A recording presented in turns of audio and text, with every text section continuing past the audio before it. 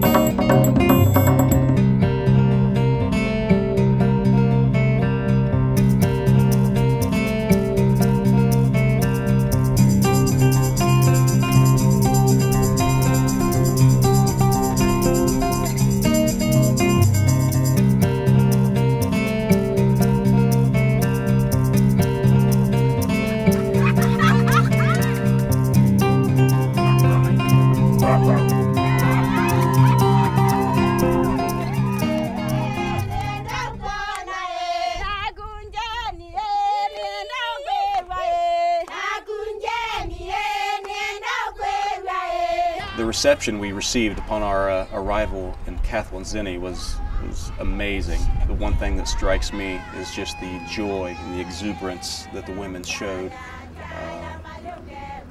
to us, and their welcome to us was something that I'll never forget, and I know that my daughter Mamie will never forget.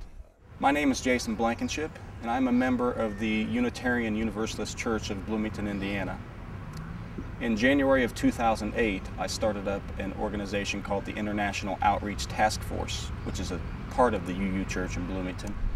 One of the specific purposes of our task force is to work with specific congregation members on more small-scale international service projects, and Claire's work in Kenya with Ndethya certainly falls into that category. Okay, good.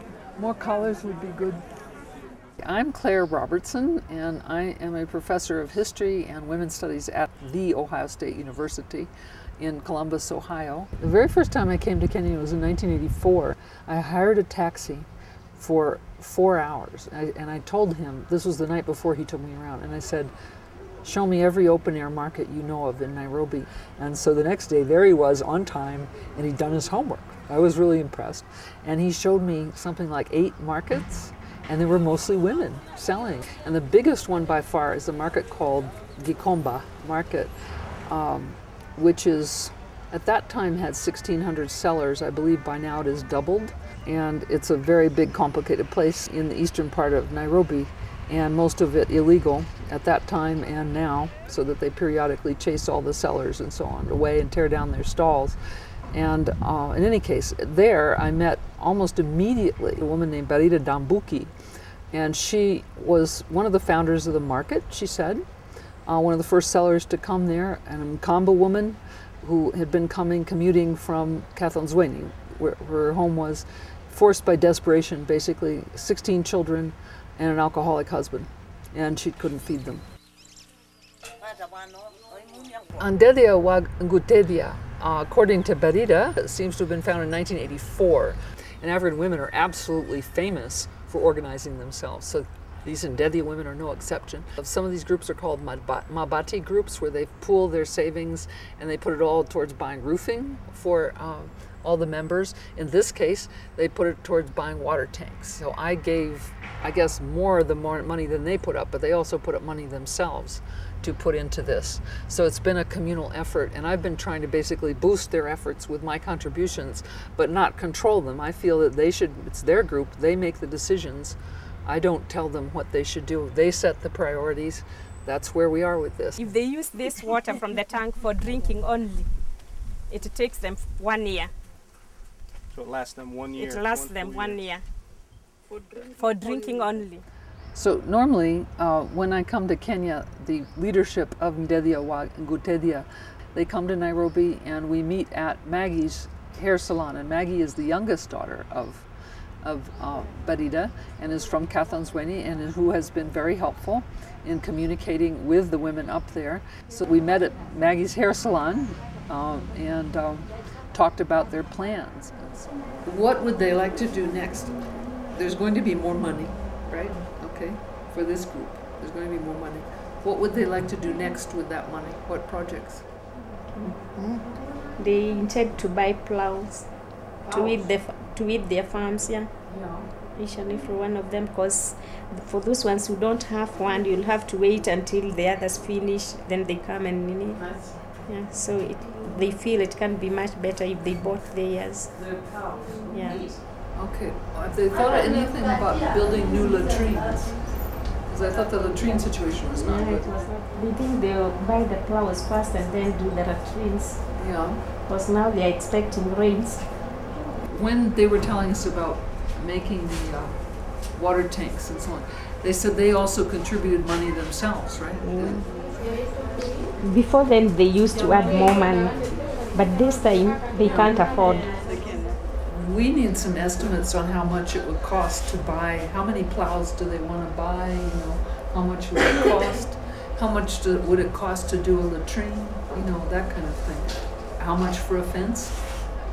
You know, we don't know any of this, and they would probably have to research it, no? And find out how much. They're going on now a 3-year drought in the area around Kathonzweni, and during our time visiting there, we saw dried up riverbeds and dried up stream beds. We also visited the dam and the retention pond that they had built in order to try and use as a water source, which during our time there was completely dry. They are struggling to grow the crops on the land there, and it was very obvious to us during our time there that drought and water are one of the major issues that they have. For the 42 members of the group, they proposed buying 21 plows, a plow for every 2 members of the group, and this would enable them to utilize whatever rainfall they might get by plowing at that time and hopefully being more successful in growing food. We had the opportunity to sit down and interview several members of the group just to get an idea of who they are and what their lives are like and what the experience is like living in the area where they live. I have 4 boys and 4 girls, and all the girls are married. I have benefited from the group because when I have a problem, I can rely on the rest of the members. If it weren't for the group, I wouldn't have a water tank, but with the help of the group, I have one. I'm happy when the Westerners come because they come to help us. If it weren't for the Westerners, we would not have the water tanks because we can't afford to build the tanks on our own. I have 5 boys and 3 girls.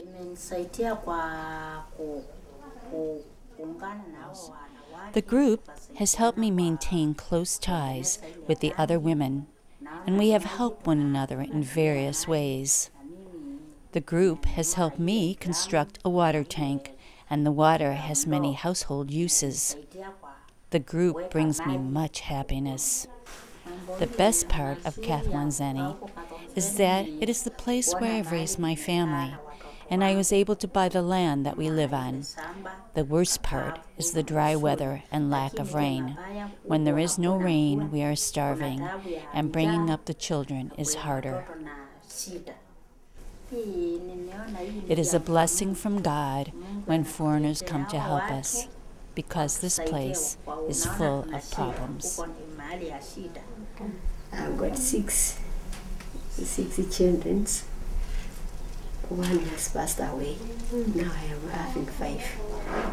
2 boys, 3 boys, 2 girls. Okay. And that is enough. You don't want more. I praise God for bringing Claire into our lives. We always pray for Claire. Through Claire, we can now drink clean water from the tanks, and before, we did not have clean water to drink. As you have walked along, you have seen for yourself that there is no water, no rivers, everything has dried up.